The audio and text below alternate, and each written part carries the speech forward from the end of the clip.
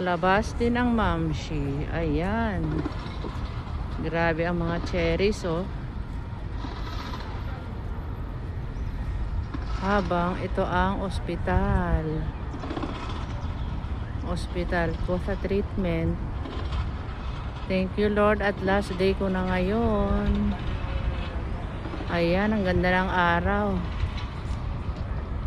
Ayan. O, diba? Lapit na talaga ng spring. Next week, spring na dito. O, ayan mga mamshi. Pinakita ko lang. Ganda, diba?